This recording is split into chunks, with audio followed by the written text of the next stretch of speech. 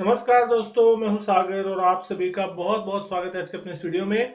आज इस वीडियो में हम बात करने वाले चार ऐसे स्टॉक के बारे में जो कल बाजार खुलते ही एक अच्छा खासा इंपॉर्टेंट मूव दिखा सकते हैं कहीं ना कहीं, और कौन से ऐसे लेवल है जिनके ऊपर नजर रखनी चाहिए। तो अगर सबसे पहले बात कर रहे हैं तो वो स्टॉक है बजाज फाइनेंस का। जी हाँ, बजाज फाइनेंस का स्टॉक जो है फ्राइडे के दिन एक अच्छा खासा मूव दिखाता हुआ दिखाई दिया। 2.25% की तेजी के साथ 7300 के पार जाके स्टॉक बंद होता हुआ दिखाई दिया है। वॉल्यूम देखेंगे 6,76,000 शेयरों के। जिस तरीके से स्टॉक की ओपनिंग हुई थी, दिन भर ये स्टॉक अच्छी खासी तेजी के साथ कामकाज कर रहा था और दिन के हाईएस्ट पॉइंट के आसपास ही जाके बंद हुआ। 7,329 का दिन का हाई था, 7,320 के आसपास इसकी क्लोजिंग आती हुई दिखाई दी। हालांकि अगर हम देखेंगे तो रिसेंटली 8,000 के आसपास तक के लेवल जो थे, हाईएस्ट लेवल छूता हुआ दिखाई दिया था और उसके बाद स्टॉक में गिरावट देखने मिली थी। और इसका एक बड़ा कारण था जियो फाइनेंशियल्स की एंट्री, और कहीं ना कहीं उसके कारण यहाँ पे आपको एक स्टॉक में एक बड़ा तेज गिरावट जो था वो देखने मिला था। मार्च के मिड से यहाँ पे एक अच्छी तेजी चालू हुई थी, लगभग 5,500 से स्टॉक चल के 8,000 तक का लेवल छूता हुआ दिखाई दिया और उसके बाद से एक अच्छा खासा करेक्शन भी देखने को मिला।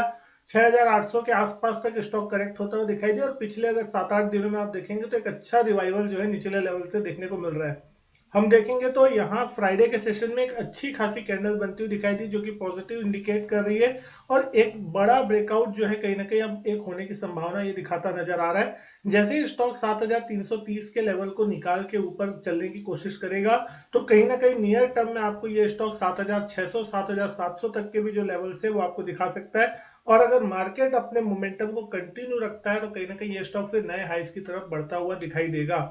और सपोर्ट की अगर हम बात करें नीचे की तरफ, तो एक बार 7,150 के आसपास का इंपॉर्टेंट लेवल है जो कि परसों के दिन हमको देखने मिला था। 31 अगस्त का लो जो है क्लोजिंग लेवल 7,163, यानी कि उसके आसपास अगर जाता है, उसके नीचे जाता है तो फिर कहीं ना कहीं यहाँ पे आपको गिरावट बढ़ती हुई दिख सकती है। मार्केट का मोमेंटम देखना होगा किस तरीके से, मार्केट जिस तरीके से रिएक्ट करेगा उसी के आसपास ही ये स्टॉक भी आपको रिएक्ट करता हुआ दिखाई दे सकता है। दूसरा स्टॉक की अगर हम बात करें, एनटीपीसी लिमिटेड। एनटीपीसी में एक पावर सेक्टर की कंपनी और बहुत ही शानदार अप जो है यहाँ पे चलता हुआ कहीं दिख रहा है। 52 वीक हाई यहाँ पे लगता हुआ दिखाई दिया था फ्राइडे सेशन में। 230.70 रुपए पे स्टॉक की क्लोजिंग हुई। 5% के आसपास का उछाल जो था वो आपको इंट्राडे में बनता हुआ दिखाई दिया।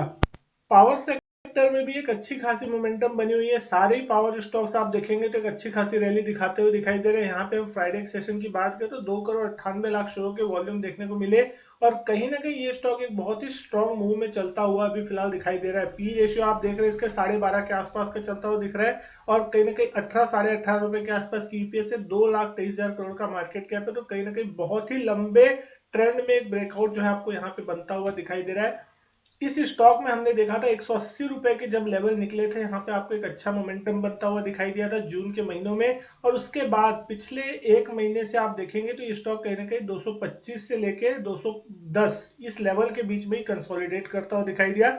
और फाइनली अगर आप यहाँ देख रहे हैं 1 तारीख को, जो कि फ्राइडे की परसों की सेशन है, एक ही दिन में पूरी की पूरी जो है आपने गिरावट या जो कंसोलिडेशन था उसको ब्रेकआउट किया और 225 रुपए के ऊपर एक बड़ा ब्रेकआउट आता हुआ दिखाई दिया और बहुत अच्छे खासे वॉल्यूम जो थे वो भी आपको यहाँ पे देखने को मिले हैं।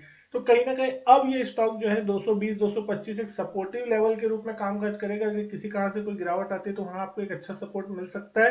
कहीं ना कहीं जब तक ये स्टॉक एक बार 210 215 के लेवल को नीचे की तरफ वॉयलेट करके तोड़ के कामकाज न करे, तब तक यहाँ पे ट्रेंड रिवर्सल के संकेत नहीं है। तो वो आपके लिए एक अच्छा सपोर्ट लेवल होगा कि अगर उस लेवल को स्टॉप लॉस दिमाग में रख के कहीं ना कहीं अपनी पोजीशन को आगे राइड कर सकते हैं। इस स्टॉक में बहुत ही शानदार रैली जो है वो पिछले अगर 1-1.5 सालों से आप देख रहे हैं तो बनती हुई दिखाई दी है।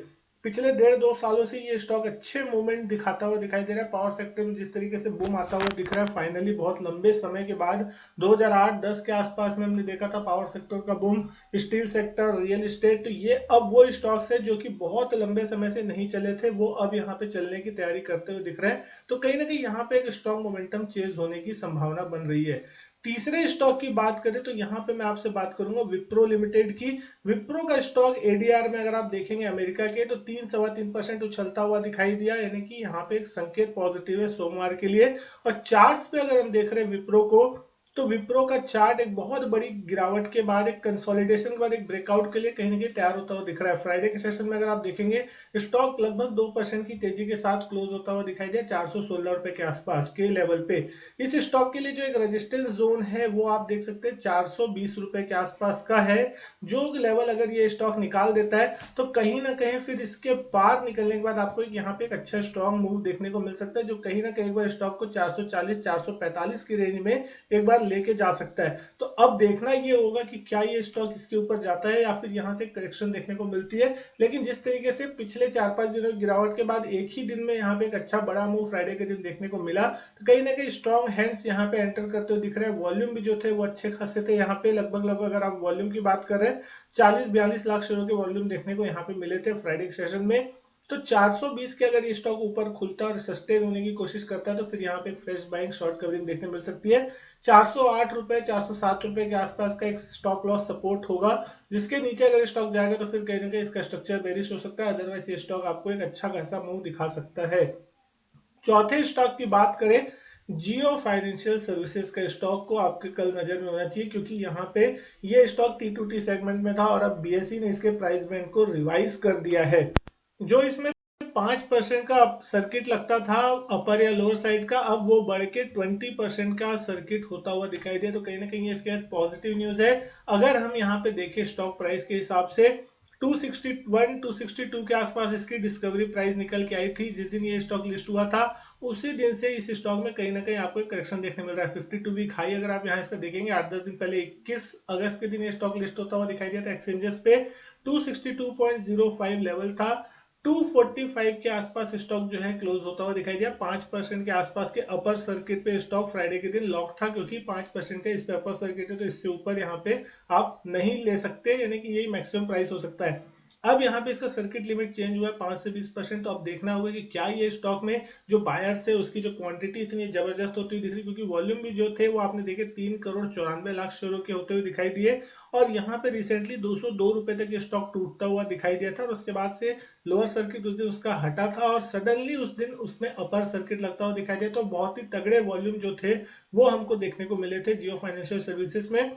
कहीं ना कहीं बहुत बड़ी बड़ी योजनाएं हैं आगे चल के, बहुत सारे बिजनेसेस में उतरने की जो संभावनाएं दिखाई दे रही है जियो फाइनेंशियल्स के लिए, वो कहीं ना कहीं स्टॉक में एक वैल्यू तलाशने की लोग कोशिश कर रहे हैं। एक जो लिस्टिंग थी, लिस्टिंग के बाद एक हैंगओवर था करेक्शन आने का कि कुछ सेलिंग आ सकती है, वो सारी चीजें हो चुकी है लगभग।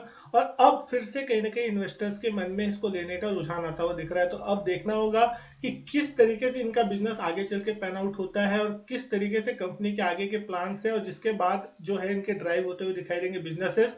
फिलहाल अगर आप इसके फाइनेंशियल से ये सारी चीजें देखेंगे तो अभी कुछ भी दिखाई नहीं देगा, क्योंकि अभी इनके बिजनेसेस में कोई खास क्लियरिटी अभी समझ नहीं आ रही। लेकिन जैसे जैसे इसके नतीजे और क्या बिजनेसेस आगे होंगे उसके हिसाब से फिर मार्केट इसको वैल्यूएशन देता हुआ दिखाई देगा। हालांकि जो भी वैल्यूएशन मिल रहा है वो है लगभग 1,55,750 करोड़, कहने की बहुत ही तगड़ा वैल्यूएशन जो है वो आपको देखने मिल रहा है। एनबीएफसी सेक्टर में देखेंगे तो बजाज फाइनेंस, बजाज फिनसर्व के बाद तीसरी बड़ी कंपनी देखने को मिल रही है आपको यहाँ पे। तो कहीं ना कहीं मार्केट भी कुछ ना कुछ ऐसी चीजें सोच के जरूर चल रहा है जो कि यहाँ पे बाकी लोगों को नहीं दिखाई दे रहा है। अब अगर वो चीजें अच्छी होती हुई दिखाई देगी तो डेफिनेटली वैल्यूएशन जस्टिफाई करेंगे, या फिर अगर ऐसा कुछ हुआ कि जिससे वैल्यूएशन बहुत ज्यादा महंगे लगते हुए दिखाई देंगे तो फिर आगे चल के हो सकता है इसमें करेक्शन भी आ सकता है।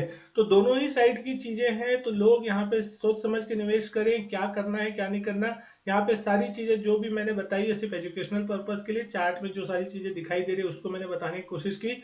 कोई भी इन्वेस्टमेंट या ट्रेडिंग की राय यहाँ पे नहीं है। उम्मीद करता हूँ वीडियो जो है पसंद आई होगी। वीडियो अच्छी लगी हो तो लाइक करें, शेयर करें, चैनल नहीं किया सब्सक्राइब तो चैनल सब्सक्राइब जरूर करें। मैं आपसे मिलता हूँ अपने नेक्स्ट वीडियो में, तब तक के लिए goodbye and thank you.